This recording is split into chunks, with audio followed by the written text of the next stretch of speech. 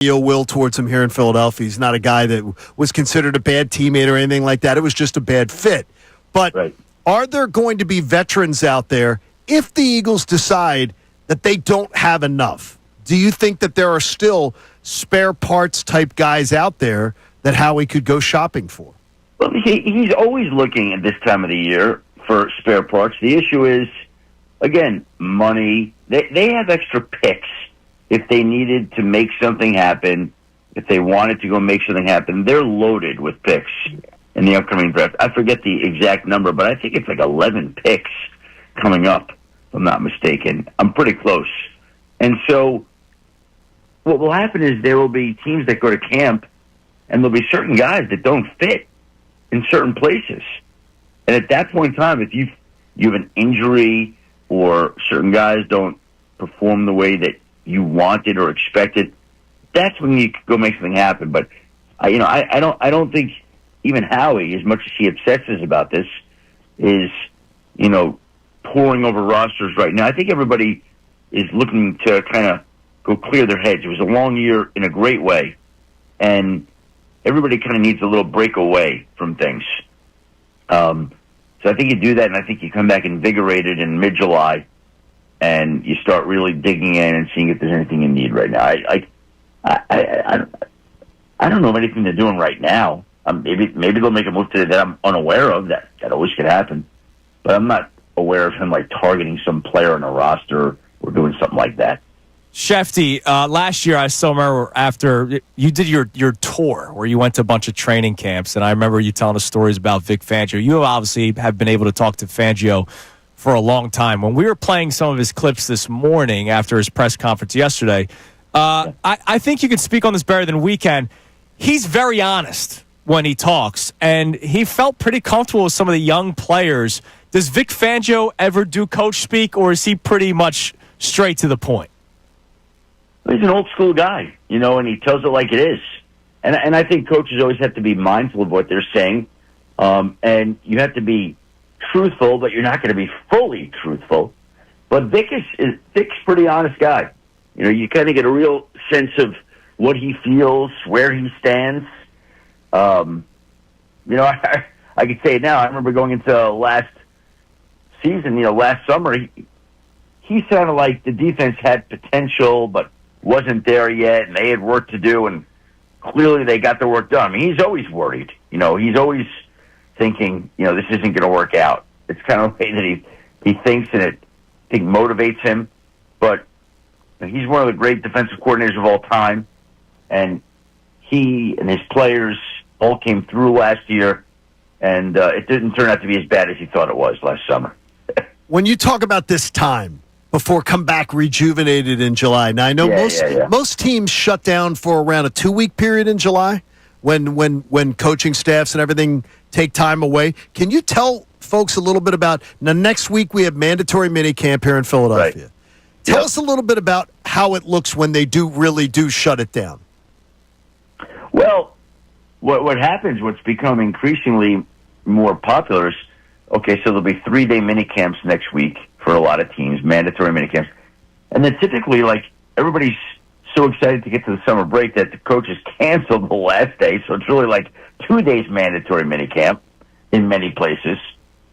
And it's sort of like the feeling you had on the last day of school. Can you imagine the idea of contemplating more schoolwork or homework or tests when it was June 12th in school and you knew that you were breaking for the summer? No, you're trying to get the hell out that door and move on to your summer plans, whatever they are. These people across the league, they grind all year long. And whereas a teacher, school ends and a teacher will be off until, let's just say, mid-August, coaches are off to mid-July. Front office, they're off mid-July.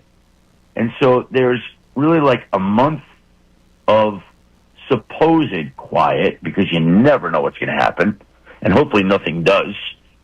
But it's a month for everybody to go reintroduce themselves to their families, to go have nice leisure time.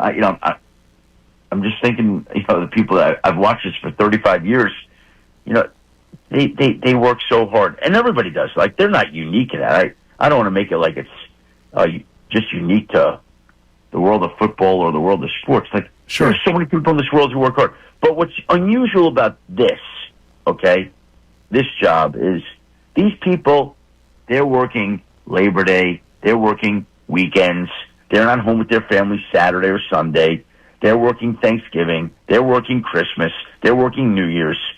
And a lot of people, as hard as they work, don't do those things.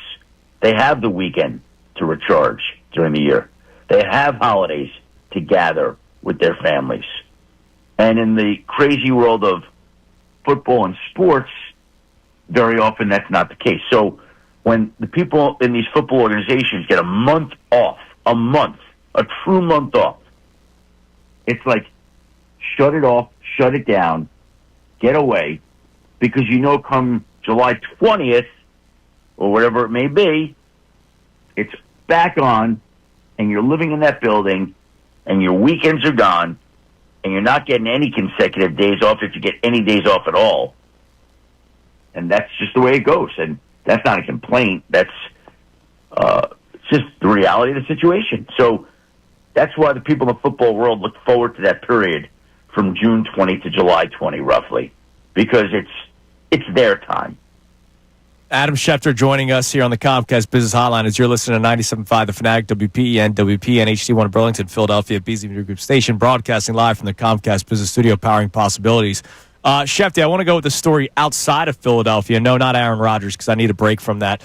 But yesterday, Brandon Aiyuk, and the reason why I bring up Aiyuk, you'll understand here in a second, posted a photo on his Instagram. And the 49ers are a team that we will keep a close eye on this year. They have a pretty weak schedule. Maybe they turn things around.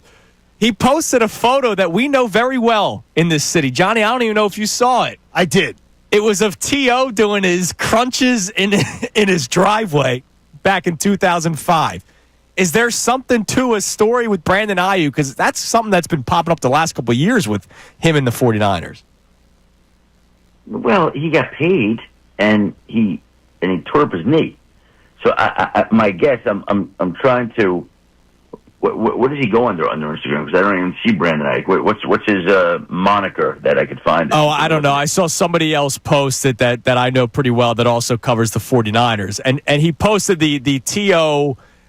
Picture when T.O. was doing the push-ups, the sit-ups in the driveway. In the driveway back in 2005 because he wanted more money. Now, to your point, Aiyuk got the money. I think, again, I didn't see the post. I haven't seen the caption. I haven't seen any of it. But just my guess is here's a guy who is trying to come back from a devastating knee injury, and he's gotten paid. He's not getting the money's not a question there. So I think it's just one of these players who likes to point out that he's doing the work. That's my guess. Yeah, we don't see that from you. We've seen you shirtless on Monday Night Countdown. We haven't seen you putting in that kind of work. Yeah. Well, I'm not doing sit-ups in my driveway usually, and we try to just keep doing our job, John. You want to be amused if you have like 10 minutes to just be absolutely amused. They put out Sports Illustrated put out the coach quarterback combinations of the best quarterback coach combinations of the NFL. And I'm just going to ask you to speculate because I don't believe you've seen it. Where Nick Sirianni and Jalen Hurts ended up. Well, first of all, let me just say this: it's June 4th or whatever today is. So those kinds of things are doing exactly what they intended to do. Create the discussion, right? Yeah, exactly. I want to ask you though: is where do you think Sirianni and Hurts ended up? Well, on this list, based on you asking me the question, right? I'm going to guess they wound up 18th. No, 10th, which was still absolutely humorous. They ended up behind Dan Quinn and Jaden Daniels, which that's a pretty good combination. They're behind Dan Quinn and Jaden Daniels. I don't judge it like that. No, the way that I judge it is Jalen Hurts and Nick Sirianni finished last season ahead of Dan Quinn and Jaden Daniels. They won a Super Bowl. Oh, I do too. That's why I don't understand how the list. I think that they should be drug testing whoever's doing the list. How about this? Top 4 Top 4, Jim Harbaugh and his quarterback are on the list. Are you kidding me? Like I'm like, what's going on here? Yeah.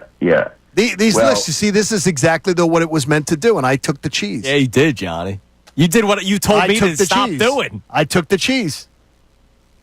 Well, you took the cheese, and I wouldn't even. Not only would I not even ordinarily bring this up, but I wouldn't even look at it. I don't care. Like, doesn't mean anything. Don't worry, Schefter. During the break, I'll educate him. Yes. He needs the older statesman on the show to help him out. Andrew usually loves these lists, and I did it for him. And I did it for him. Schefter, listen, man, we appreciate the time as always, and we'll talk to you again next week. Thanks, buddy. Hey, everybody. Thanks so much for checking out the 97.5 The Fanatic YouTube channel. Thanks for watching our videos. We'd ask you to like and subscribe and check out everything we've got going on at the station. We love having you a part of the family.